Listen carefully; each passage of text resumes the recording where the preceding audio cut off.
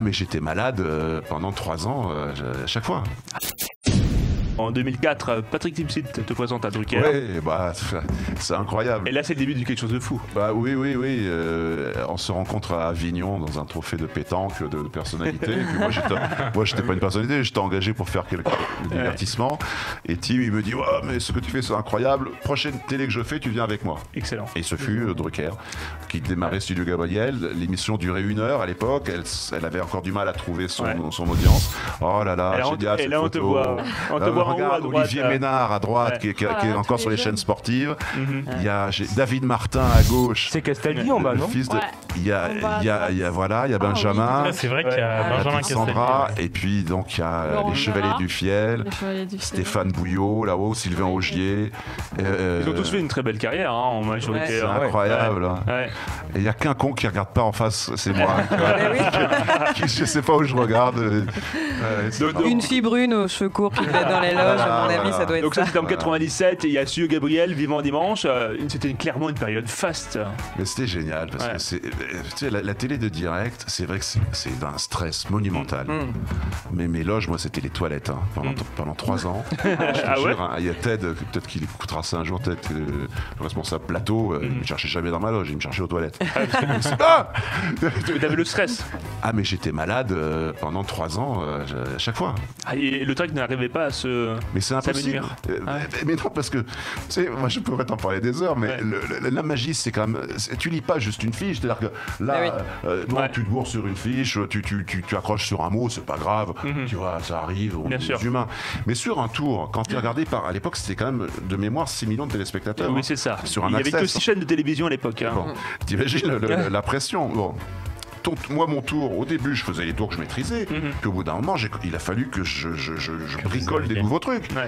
Et donc, et puis à la fin, je trouvais l'idée sur place. Parce que j'en ai fait beaucoup. En 50, on a fait plus de 800 tours de magie différents en direct, dont la moitié était au moins des créations. L'oiseau, ça c'était drôle ça. Il y a eu beaucoup de créations. Ça c'est drôle parce que j'ai fait paraître un oiseau. Il s'est envolé, il a piaillé pendant toute l'émission. Il voulait pas rester. C'était très très drôle. Charlotte. Alors comment on fait justement pour trouver toute cette créativité pour pouvoir faire 800 tours en quelques années de télévision? T'avais des consultants qui t'aidaient? Pas grand monde. Parce que il y avait beaucoup de jalousie, tu sais, donc tes copains, ils ont. Enfin, bon, on donne pas les tours facilement, quoi. C'est pas ça. C'est que, bon, déjà, j'avais la chance d'avoir trouvé beaucoup de choses avant la télé. Je cherche des tours depuis très, très, très jeune, donc j'ai cette chance-là. Si c'est un talent, c'est de trouver des idées, des trucages. Et il y a beaucoup de tours que j'ai conçus qui aujourd'hui sont des classiques. Les gens savent même pas qu'ils sont de moi parce qu'ils m'ont complètement échappé quoi, en fait. Parce qu'il faut rappeler que l'émission elle a été diffusée par TV5 dans près de 100 pays dans le monde. C'est juste incroyable. Donc c'est-à-dire que je me souviens, on est allé c'était au Brésil je crois, ou je sais plus dans quel pays, et je me fais reconnaître par des Allemands. Oh monsieur Mirofer, c'était incroyable. Ich bin Sylvain. C'était vraiment impressionnant. Oui, mais alors donc du coup est-ce qu'on dépose est-ce qu'il y a un droit par rapport à la création? En théorie, oui. Le problème, c'est que comme personne... Si, moi, je suis membre SACEM. Mais le problème, c'est que tu passes ta vie à ça. C'est-à-dire que les problèmes, c'est que beaucoup de gens qui font de la magie se moquent éperdument du droit d'auteur. Ils comprennent pas le mal que ça fait de plagier, parce que en clair, l'originalité de ton travail se diffuse, se duplique. Moi, il y a plein de tours que j'ai créés pour la télé qui sont vraiment des créations originales que je retrouvais vendues chez les marchands spécialisés 1 an plus tard. Parce que d'autres avaient déposé à votre place le droit. C'est-à-dire qu'ils l'ont fabriqué, ils l'ont édité, ils l'ont vendu sous leur nom, quoi. Mais j'ai des exemples, j'en ai un paquet comme ça.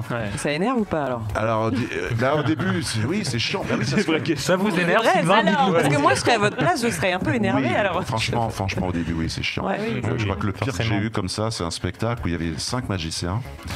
Et les 4, donc je faisais le final, et les 4, il y en a 3 sur les 4 qui m'ont précédé, qui ont fait un de mes trucs, dont un truc que j'allais faire moi dans ma presta. Ce qui arrive assez souvent, il paraît même dans le milieu de l'humour, c'est des choses qui peuvent...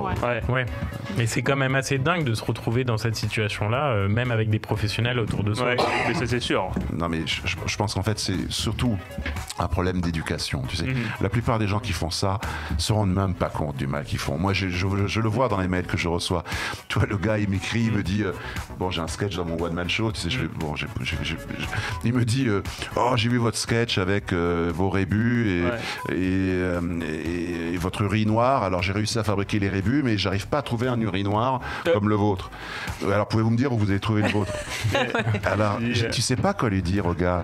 Tu lui dis merci d'aimer mon travail mais arrêtez de copier mon sketch quoi. Donc voilà, donc vous savez que si vous venez me voir en spectacle vous verrez un urinoir. Est-ce que sans fausse modestie, est-ce que tu penses avoir modernisé ce genre en mariant la magie et l'humour et surtout en l'associant à les sujets d'actualité et aux personnalités? Et sacrée personnalité même. Ah bah Johnny, putain, la vache. Je sais pas, est-ce que... Je parle toujours de... Est-ce qu'il y a forcément des gens qui l'ont fait avant moi,